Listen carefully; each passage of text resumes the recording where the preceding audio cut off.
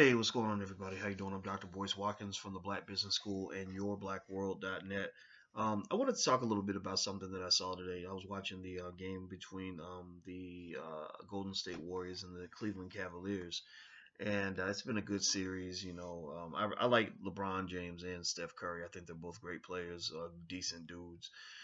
Better to me, they're better than Kobe and LeBron. Like, it's not Kobe and LeBron, Kobe and Jordan. I think that whole culture at that time was built on selfishness and, all forms of coonery. You throw Charles Barkley in the mix, and you just got like three guys I just wouldn't really want to hang out with, to be honest with you. But LeBron always came off to me as a guy who was likable. I don't know why everyone hates him. I'm like my friend Etan Thomas, who doesn't understand why everybody dislikes LeBron.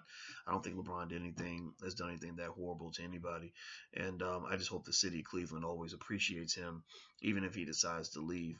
But anyway, I saw this Ayesha Curry, the really pretty wife of Steph Curry, made this really interesting tweet where she basically said the NBA was rigged. She basically said, it's rigged for money. And I think she was upset because her husband had just been ejected. I think it was his first ejection ever, maybe, or at least of the season. And so, of course, she instantly took down the tweet and instantly came up with all these, explanations, and this just happened to me today, and this is how I was feeling. I was just mad because this is sorry, sister. It's out there now. You've said it. It's already been put out there, and people love a conspiracy theory. I mean, you go all through the web, especially black folks, white people too. But you look go throughout the web. Look at how many brothers you got out here to run entire YouTube channels off of conspiracies. Here's the truth about blah blah blah blah. Here's what really happened to so and so. They didn't die. They were murdered, right? So you got a lot of that, right? And the funny thing about conspiracy theories, though, is that there are conspiracies, right? That's why black people, I think, are vulnerable to conspiracy theories. Is because they've been used against us. There have been real life conspiracy theories that have actually taken place. But the hard part is that you never know exactly which conspiracy is actually at play. So anybody who throws out any conspiracy theory is going to get an audience because people will say, "Oh, well, maybe they're right. That does make sense." Right? That kind of thing. So me personally, do I get into all that? Not so much, but believe me, I don't put nothing past nobody, especially the federal government and all that. And so with Ayesha and the NBA, it's like, okay, could the NBA be rigged? I believe it could be, because you're talking about millions of dollars on the line. They get, excuse me, the difference between having the right teams in the finals and the wrong teams is millions of dollars. The difference between going to Game 5 versus Game 7, millions and millions of dollars. So is it conceivable that they could set the stage a little bit so that they could kind of make sure that it stretches out a little bit? Yeah, I believe it could be. But here's a funny thing too. This is just sorry, I'm a little tired. This is just something to know from a personal branding standpoint, in my humble opinion. I'm not an expert, but here's the advice I would give Ayesha if she were my sister, my daughter, my wife, anything like that. I would probably say to her, I would say, look, here's the thing about having a public brand. See, the democratization of media, therefore, through things like tweeting and Instagram and all that, has allowed everybody to have a voice. Everybody to just go straight to the public like that, right? So on one hand, there's a lot of power, but with great power comes a lot of responsibility. And so what happens in many cases is you just have these Twitter, Instagram fiascos that happen because somebody can literally, with a lot of power, literally reach a couple million people with their phone, right? And not ask anybody's permission, not have anybody review the statement or anything like that. And that's a kind of a crazy thing.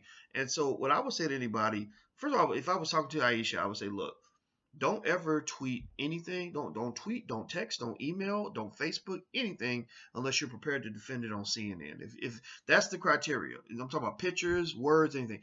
If you can't defend it on national TV, then don't send it out. Because you might send it to your homeboy, and next thing you know, it's all over the world. Like Mark Zuckerberg. I don't know if you guys saw that, but Mark Zuckerberg, the Facebook founder, one time he was just chatting with his boy back in the day, back before Facebook was worth much of anything, and he said something like, these people are all giving me their private information, stupid fucks. He said it was something like that, or dumb fucks. He called them dumb fucks for giving them their personal information. And what happens now? Well, Facebook has 1 billion users who are all giving Zuckerberg their personal information. This came back to haunt him. So that's what I would probably tell Ayesha is like, it's funny. Like I always laugh when I see somebody who puts stuff up and takes it down, puts stuff up and takes it down. No, how about thinking about it before you put it out there in the first place? And the other thing too is that you should never tweet or text or anything while you're drunk or while you're high. I'm not saying this was Ayesha's case. I don't know what was going on, but I've seen people tweeting while they're drunk.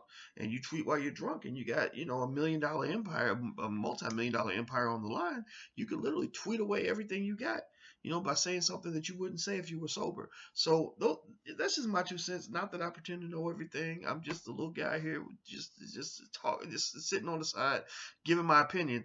But I'm gonna tell you, it's gonna be real interesting to see how this plays out. I mean, she's making all the excuses and backpedaling and all that, but it's really out there. And again, I mean, the reason it's out there is because it is possible. I wouldn't be surprised if the NBA was rigged. So, I still love Ayesha. I think she's awesome. But woof, this is gonna be interesting. Well, anyway, guys, I'm about to get out of here. Don't forget, go to we're selling Hidden Colors 4 in the Black Business School, which our special bundle actually comes with a free course in the Black Business School, as well as free e-copies of all of 4 of my books that are listed in there. As all in addition to that, there's this really cool lecture that Tariq Nasheed and I did together on how Tariq built his empire, how he built this multi-million-dollar film empire with his own money. I love it because it's not white people money, it's his thing. Hidden Colors is taking off. And then, of course, the film comes with the bundle pack. It's in a very, very low-cost framework. So go check it out. You can actually check it out at hiddencolorsbundlepack.com. That's hiddencolorsbundlepack.com. So take care, guys. I'm out of here. Talk to you soon. Love you. Peace.